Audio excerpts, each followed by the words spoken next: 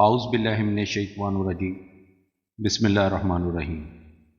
پیارے دوستو، یہ حضور اکرم صلی اللہ علیہ وآلہ وسلم کے دور کی بات ہے کہ مسلمان مکہ سے مدینہ ہجرت کر چکے تھے۔ ان دنوں مدینے میں ایک یہودی عورت نے ایک بچے کو جنم دیا جو پیدائشی کانا تھا۔ جب وہ کچھ بڑا ہوا تو مسلمانوں کے بچوں کے ساتھ کھیلا کرتا تھا۔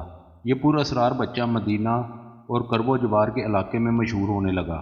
اس نے اپنے اوپر وحی یا القا آنے کا دعویٰ کیا اور عجیب پر اسرار باتیں کرنے لگا۔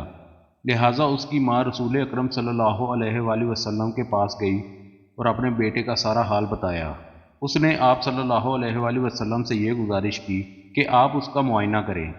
ایک دن حضرت محمد صلی اللہ علیہ وآلہ وسلم اپنے اصحاب کے ساتھ اس بچے کے گھر میں اس کی کیفیت جاننے کے لیے روانہ ہوئے تو راستے میں آپ نے بنی مغالہ کے انصار بچوں کے ساتھ اس بچے کو کھیلتے ہوئے دیکھا۔ اس بچے کا نام صاف ابن سیاد تھا۔ نبی کریم صلی اللہ علیہ وآلہ وسلم حضرت عمر بن خطاب اور کچھ صحابہ کرام کے ساتھ بچوں کے پاس گئے۔ وہ بچے بنی مغالہ کے مکانوں کے پیچھے کھیل رہے تھے۔ ابن سیاد ان دنوں بلوغت کے قریب تھا لیکن جوان نہ ہوا تھا۔ نبی کریم صلی اللہ علیہ وآلہ وسلم اس کے قریب گئے لیکن اسے پتہ نہیں چلا۔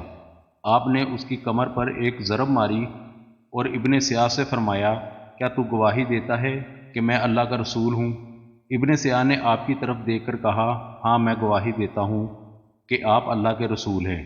پھر ابن سیاد نے رسول اکرم صلی اللہ علیہ وآلہ وسلم سے کہا، کیا آپ گواہی دیتے ہیں کہ میں اللہ کا رسول ہوں؟ تو آپ نے اسے چھوڑ دیا اور فرمایا، میں اللہ اور اس کے رسولوں پر ایمان لایا۔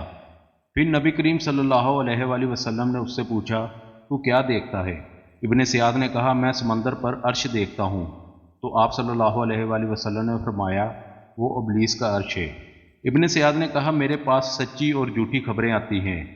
رسول اکرم صلی اللہ علیہ وآلہ وسلم نے کہا، پھر تو تیرا معاملہ الٹ پلٹ ہو گیا۔ پھر آپ نے فرمایا، میں نے تیرے لیے ایک چھپانے والی چیز چھپائی ہے۔ دراصل نبی کریم صلی اللہ علیہ وآلہ وسلم نے اپنے دل میں دخان سوچی تھی۔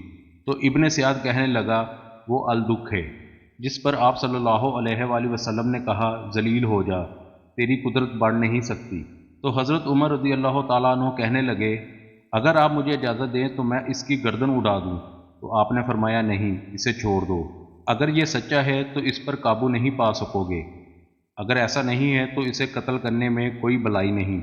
ابن سیاد کی پر اسرار شخصیت اور اس کی ساحرانہ باتوں کے متعلق ایک مشہور روایت ہے کہ ایک مرتبہ نبی کریم صلی اللہ علیہ وآلہ وسلم اور حضرت ابی ابن کعب ایک کھجور کے باغ میں گئے جہاں ابن سیاد موجود تھا۔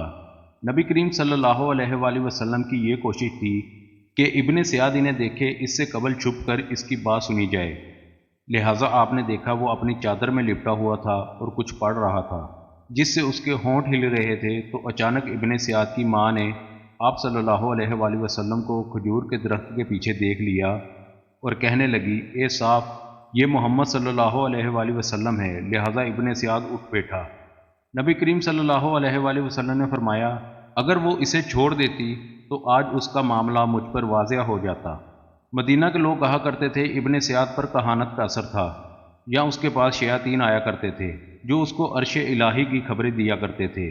دراصل نبی کریم صلی اللہ علیہ وآلہ وسلم نے ابن سیاد کے معاملے میں سکوت اختیار کیا تھا کیونکہ آپ کی طرف یہ وحی نہیں کی گئی تھی کہ ابن سیاد کی کیا حقیقت ہے، جبکہ کچھ صحابہ کا یہ خیال تھا کہ ابن سیاد ہی دجال ہے۔ مثلا حضرت جابر بن عبداللہ اللہ کی قسم اٹھا کر کہتے تھے کہ ابن سیاد ہی دجال ہے۔ حضرت عمر رضی اللہ تعالیٰ عنہ نبی کریم صلی اللہ علیہ وآلہ وسلم کے سامنے ابن سیاد کو دجال کہا کرتے تھے، لیکن نہ ہی آپ اس بات کا اقرار کرتے تھے اور نہ ہی انکار۔ تاریخ کی کتابوں میں یہ بھی آتا ہے کہ ابن سیاد اور اس کی ماں نے بعد میں اسلام قبول کر لیا تھا، اور ابن سیاد لوگوں سے کہا کرتا تھا کہ وہ دجال نہیں ہے، لیکن اس کے باوجود لوگ ابن سیاد کے متعلق شک میں رہا کرتے تھے کیونکہ وہ ہمیشہ عجیب و غریب باتیں کیا کرتا تھا۔ لہٰذا ابو سعید خدری رضی اللہ تعالیٰ عنہ بیان کرتے ہیں کہ ہم حج یا عمرے کے لیے نکلے تو ہمارے ساتھ ابن سیاد بھی تھا۔ ہم نے ایک جگہ آرام کرنے کے لیے پڑاؤ ڈالا تو ہمارے قافلے میں موجود لوگ بکھر گئے مگر میں اور ابن سیاد ایک جگہ باقی رہ گئے۔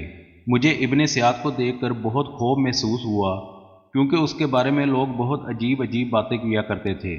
حضرت ابو سعید کہتے ہیں کہ اس نے اپنا سامان میرے سامان کے ساتھ لا کر رکھ دیا۔ میں نے کہا گرمی بہت سخت ہے، بہتر ہوتا تم اپنا سامان اس درخت کے نیچے رکھ دیتے۔ لہٰذا اس نے ایسا ہی کیا اور دوسرے درخت کے نیچے اپنا سامان رکھ آیا۔ پھر ہمارے سامنے ایک بکری لائی گئی، اس نے اس بکری کا دودھ نکالا اور پیالہ میرے سامنے لا کر کہا اے ابو سعید پیو۔ میں نے کہا گرمی بہت سخت ہے اور دودھ بہت گرم ہے۔ دراصل میں اس کے ہاتھ سے لے کر پینا پسند نہ کرتا تھا، اور وہ کہنے لگا اے ابو سعید لوگ جو کچھ میرے بارے میں کہتے ہیں، اس وجہ سے میں نے ارادہ کیا کہ ایک رسی لے کر درخت کے سامنے باندھوں اور اس سے لٹک کر پھانسی لے لوں۔ اے ابو سعید کون ہے جس پر رسول اکرم صلی اللہ علیہ وآلہ وسلم کی حدیث پشیدہ ہو؟ اے انصار کی جماعت تم پر تو پشیدہ نہیں کیا، رسول اکرم صلی اللہ علیہ وآلہ وسلم نے یہ نہیں فرمایا تھا دجال کافر ہوگا جبکہ میں مسلمان ہوں؟ کیا آپ صلی اللہ علیہ وآلہ وسلم نے یہ نہیں فرمایا تھا کہ دجال بانجھ ہوگا اور اس کی کوئی اولاد نہ ہوگی، اور میں تو اپنا بیٹا مدینہ چھوڑ کر آیا ہوں؟ رسول اکرم صلی اللہ علیہ وآلہ وسلم نے یہ نہیں فرمایا تھا کہ دجال مکہ اور مدینہ میں داخل نہ ہو سکے گا، اور میں مدینے سے آ رہا ہوں اور مکے کا ارادہ ہے؟ حضرت ابو سعید کہتے ہیں میں قریب تھا اس کی باتوں میں آ جاتا اور اس پر یقین کر لیتا، مگر وہ کہنے لگا اللہ کی قسم میں دجال کو جانتا ہوں اور اس کی پیدائش کو بھی، اور وہ اس وقت کہاں ہے اس کا بھی مجھے علم ہے۔ حضرت ابو سعید نے کہا تیری ساری عمر تباہی ہو۔ پیارے دوستوں، مخرفین نے لکھا ہے کہ ابن سیاد یزید ابن معاویہ کے دور میں مدینہ میں تھا، اور جب واقعہ پورا ہوا وہ اس دن غائب ہو گیا اور پھر کبھی کسی کو نظر نہ آیا۔ علماء کا بھی ابن سیاد کے متعلق مختلف رائے ہیں۔ علماء کی ایک جماعت کے نزدیک ابن سیاد مسلمان تھا اور مدینے میں مرا تھا، جبکہ اس کا نماز جنازہ بھی پڑھایا گیا تھا، اس کا چہرہ بھی کھول کر لوگوں کو دکھایا گیا تھا تاکہ بات واضح ہو جائے۔ ابن سیاد نے جہاد بھی کیا تھا اور حج بھی، اور مسلمانوں کے درمیان زندگی بھی گزاری، لیکن وہ خود ایسی باتیں کیا کرتا تھا کہ لوگ اس پر شک کرتے تھے۔ بعض علماء نے لکھا ہے کہ نبی کریم صلی اللہ علیہ وآلہ وسلم نے اس امت میں جن 30 دجالوں کے آنے کی خبر دی ہے جو قیامت سے قبل ظاہر ہوں گے، ابن سیاد ان دجالوں میں سے ایک دجال ہے، لیکن وہ دجال اکبر نہیں ہے جو قیامت کے قریب نکلے گا۔